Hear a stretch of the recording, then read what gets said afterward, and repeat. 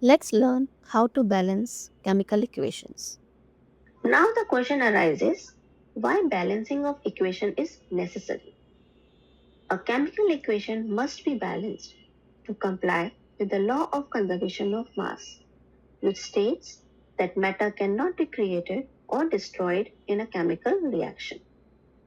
So balancing ensures the same number of each type of atom exists on both the sides, that is reactant and product, in the equation.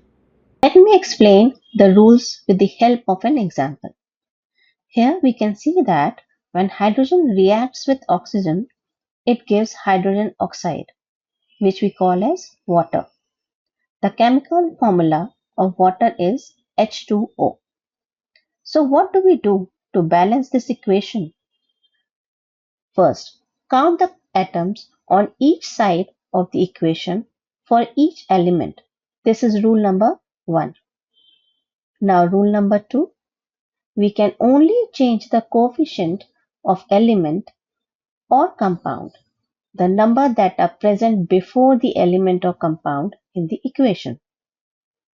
If there is nothing written before the element or compound, it is considered as 1.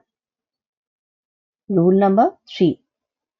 The number written after the element as subscript denotes the number of atoms of that element and cannot be changed. Note, if nothing is mentioned after the element, it is considered as 1. Now let's balance this equation. First, we will write the number of atoms of all the elements of both the sides. The number of atoms of hydrogen on left hand side are 2 and of oxygen are also 2. The number of atoms of hydrogen on right hand side are 2, but the number of atoms of oxygen is 1.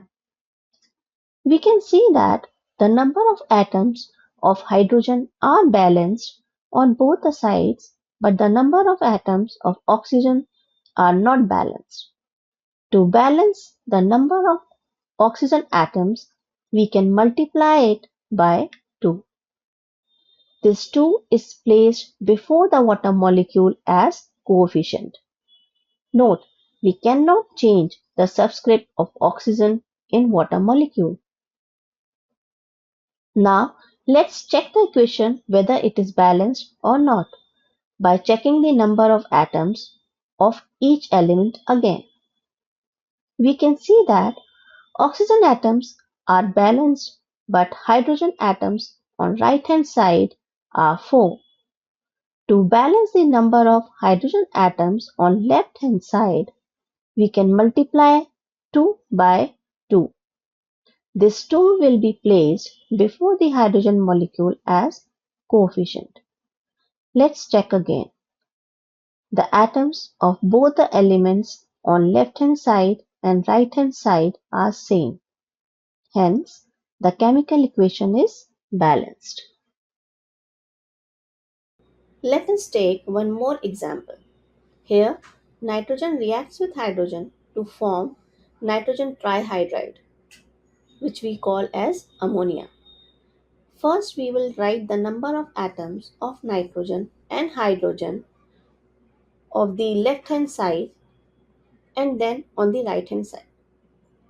We can see that the number of atoms of nitrogen on left hand side are 2 but on right hand side is 1, whereas the number of atoms of hydrogen on left hand side are 2 but on right hand side are 3. Let us first balance the number of atoms of nitrogen on both the sides. To balance the atoms of nitrogen, we need to multiply one atom of nitrogen with 2. This 2 will be placed as coefficient before nitrogen molecule on right hand side. Let's check the number of atoms again for both the elements. Now number of nitrogen atoms are 2 on both the sides, but hydrogen atom on left hand side is 2 and on right hand side is 6.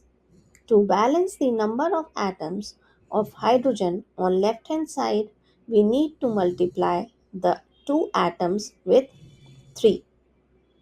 This 3 will be placed as coefficient before the hydrogen molecule on left hand side. Let us check the equation once again, whether the atom of all the elements are balanced or not.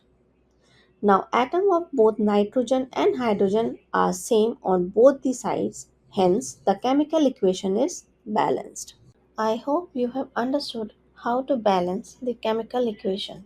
Some practice questions are given below for you.